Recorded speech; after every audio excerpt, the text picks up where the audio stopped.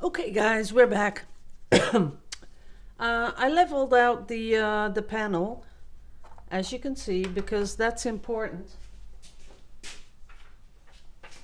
And what I'm using is the a gesso board, and you guys can get these real cheap. This is the size 9 times 12. That's 22 centimeters by 30 centimeters approximately. And it's gessoed. You can just pour right on top. It's nice and smooth, and it will let your paint flow exactly like you want it. What I do want to do is something different, so bear with me. What I'm doing is taking a little cup, and I am going to cut out the bottom.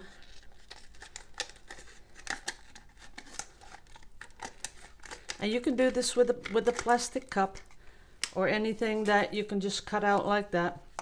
Now, what I'm going to do is maybe do it in two pours, but I'm going to try to hold it in place. Let's see if I can do this.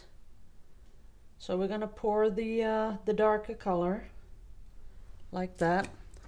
Then we're going to take a syringe, and we're going to take our white, and what I'm going to do is put the white in the blue, and then release. There it goes. And here you can see all kinds of stuff happening. Really tiny little cells appearing. And I'm pulling in some more white because we're going to do two. Because this isn't enough, so we're going to do the other one. And again, I have white paint in my syringe.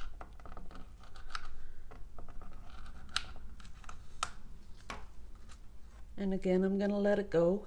Look at that.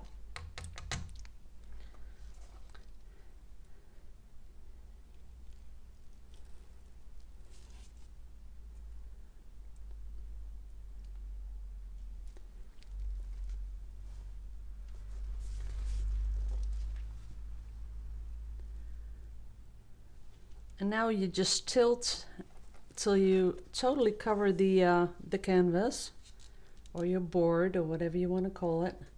You can help it a little with a little extra paint. There it goes over the side. So that one's done. Now we're going to let it come down here. That one's done too. And while we're doing this, we're spreading out the paint really thin, as you can see. And of course it is a little messy, so you might want to do something to your table. You know, cover your table up.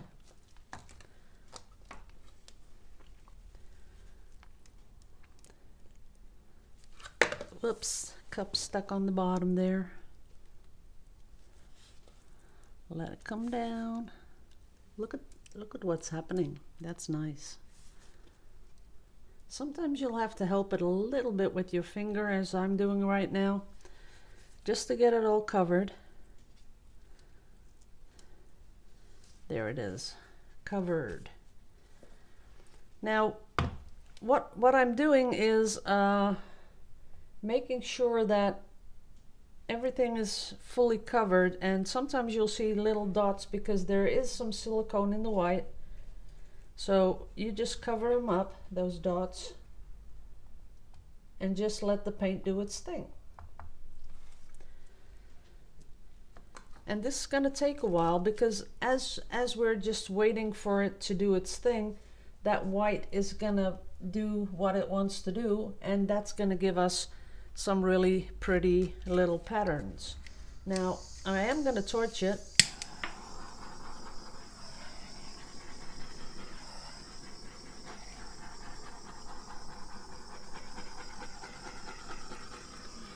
because I want to get rid of those bubbles, and second I want to get some reaction of the white, which we're getting. And it's totally flowing into each other. As you can see, that is beautiful. I'll hold it up close. Look at that. Okay, so this is gonna still grow and work. And what I like to do is just help it along a little bit. Where you see it, where you see the gesso board coming through, you can just really little bit on your stir stick. You can just tap it and fill it, because I do think you need to do that. Otherwise, you know, you're looking straight down on the canvas. Now, another thing that you can do, and this is just to make it easier for the people that are beginning with this type of art. You can paint, if you're doing this in two colors, you have your base color, you have your color that you put in between. What you want to do is take your base color and paint the gesso board first with your base color. Then you won't have anything, you know, that's popping through like I'm having right now. And just to show you the difference, I'm going to do a second video where I do first, I'm going to color the gesso board with the base color, and then do exactly the same pour on top. Now, the only thing that right now is important is that the what I'm getting here, because this isn't totally level, I can see it. What I'm getting here, that it stays like that. Doesn't have to totally stay like that, but you know, you do want to have some of this crazy stuff going on, staying there. With the second pour, I'll put a little bit more white in there, because it'll give some more reactions than it does right now. But this is crazy beautiful. It really is. I really like it, and it's very easy to get these results. So I'm sure some of you are going to try it, and you're going to love doing this. As you can see, I'm still touching up those parts where I'm almost looking down on the gesso board. And that is important, because you don't want to do it into, you know, after it's dry and do another pour. You can, you know, you really can, because it will do nothing to the deteriorate your art if you do 2 or 3 layers, because that's, you know, it's abstract, it's allowed, you can do that. But right now I'm just tapping. See that? All those little things are gone. And this is still beautiful, so let's keep our fingers crossed that it's gonna stay like that. I'm just gonna do these small ones, and that's too much paint on the stick. You don't want too much paint on your stick when you're doing the little holes, because then the pattern's gonna run even more. So I'm giving it just a little bit. There it is. Now, this is what it turned into.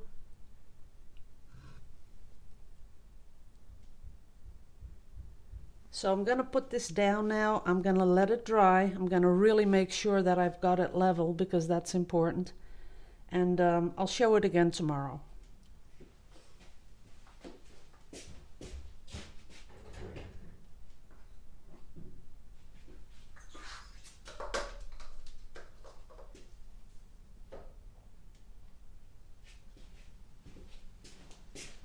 Okay, got a little cleanup to do, but as you saw me do it, it's really easy. All you do is, this is Vallejo fluid, and I'll get you the colors because I know people are going to ask me.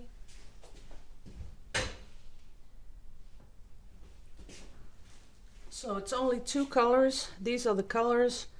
It's the Fratello, whatever it is, blue, the 404, and this is the zinc white. It's the 320.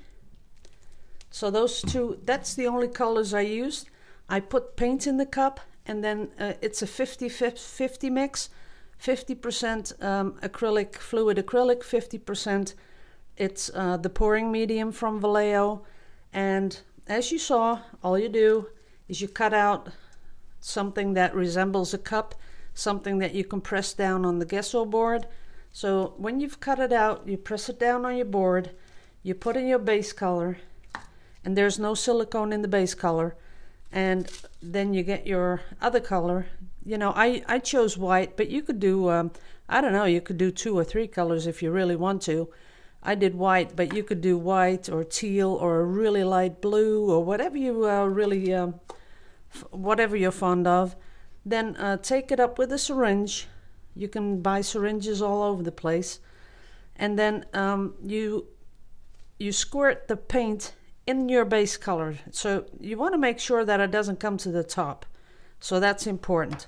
So what you do is you squirt it in, and if you want to be on the safe side, you pull up your syringe a little bit when you take out your syringe, because if the color drops on top, you'll have that white laying on the top.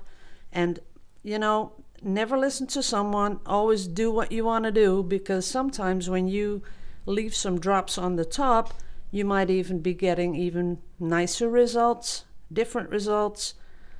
You know, this is all just about experimenting with the medium and seeing what happens, and if it appeals to you and you think it's pretty, then you made a piece of art. Never let anyone tell you what or what not to do, because, you know, the most beautiful results come from experimenting and just, you know, being one with your medium, trying it in different ways, and that's when you get the great results. So that's it for this video. I'm going to put this online. I'm going to wish you all happy pouring this weekend, and I'll see you in a bit. Bye-bye.